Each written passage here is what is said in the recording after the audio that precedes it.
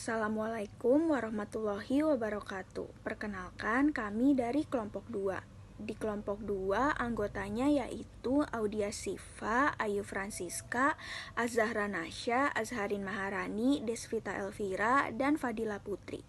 Di sini kelompok kami akan membahas topik tentang pengaruh dampak positif dan negatif perkembangan iptek di bidang ekonomi. Saya Zarina Nabila, saya ingin menjelaskan tentang pengaruh positif dan negatif perkembangan iptek di bidang ekonomi.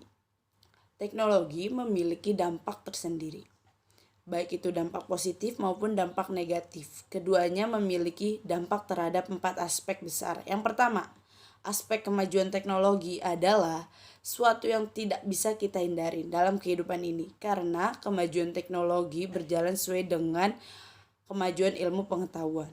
Yang kedua, setiap inovasi diciptakan untuk memberikan manfaat positif bagi kehidupan manusia, memberikan banyak kemudahan serta sebagai cara baru dalam melakukan aktivitas manusia.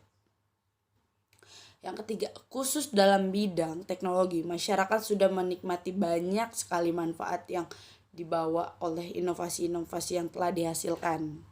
Yang keempat, dalam akhir-akhir ini teknologi yang pada awalnya diciptakan untuk menghasilkan manfaat positif, di sisi lain juga memungkinkan digunakan untuk hal yang negatif.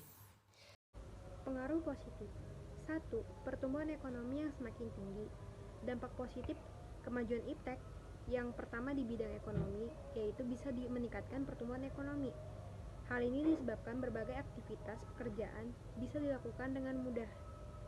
Tak hanya itu saja, setiap orang juga lebih mudah mendapatkan pekerjaan seiring dengan kemajuan iptek ini.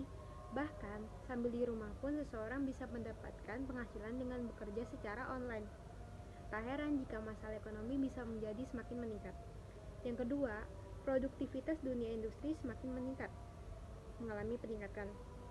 Kemajuan teknologi juga memberi dampak yang positif pada bidang industri, di antaranya meningkatkan kemampuan produktivitas dunia industri, baik dari aspek teknologi industri maupun jenis produksi. Hadirnya peralatan industri yang semakin canggih menjadikan pekerjaan bisa terselesaikan secara cepat dan hasil produksinya pun juga semakin berkualitas. Selain itu, para pelanggan saat ini sudah bisa melakukan pemesanan langsung kepada pihak pabrik tanpa harus berkunjung langsung di tempat produksi, dengan kemudahan yang dihadirkan sekarang ini. Tak heran jika industri bisa mengalami peningkatan yang cukup pesat. 3. Adanya kualifikasi tenaga kerja. Adanya perkembangan teknologi dan ekonomi sekarang ini bisa memberikan dampak yang positif kepada penyerapan tenaga kerja serta kualifikasi tenaga kerja yang dibutuhkan. Kualifikasi yang dilakukan ini bisa memberikan perubahan yang cepat, maka dari itu dibutuhkan pendidikan yang bisa menghasilkan tenaga kerja yang mampu memberikan pengetahuan dan skill berdasarkan tuntutan kebutuhan tenaga kerja yang mengalami perubahan tersebut. 4. Kemudahan pemasaran bisnis. Kemajuan iptek ini juga memudahkan proses pemasaran bisnis. Sekarang, bisnis tidak perlu dipasarkan langsung ke rumah-rumah konsumen, namun bisa dipasarkan secara online melalui iklan. Dengan demikian, target yang diperoleh semakin banyak. 5. Pemasaran juga bisa lebih luas. Kemajuan iptek juga bisa berdampak pada luasnya pemasaran. Suatu perusahaan menjangkau pasar lebih luas sebab para pembeli yang mengakses internet tidak ada batasan tempat dan waktu. Pengaruh negatifnya yang pertama, terjadi pengangguran bagi pegawai yang tidak memiliki kualifikasi yang sesuai dengan kebutuhan atau teknologi lebih hebat.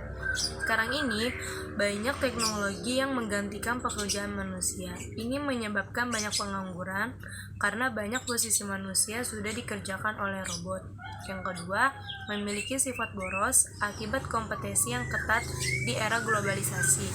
Semenjak kemajuan teknologi, banyak orang yang merasa gengsi tersaingi sehingga selalu membeli barang dan menciptakan sifat boros.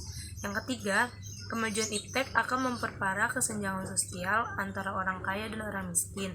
Seperti yang kita lihat di media sosial, banyak kesenjangan sosial, si kaya pamerkan di sosial medianya, sementara ada orang yang untuk makan saja susah.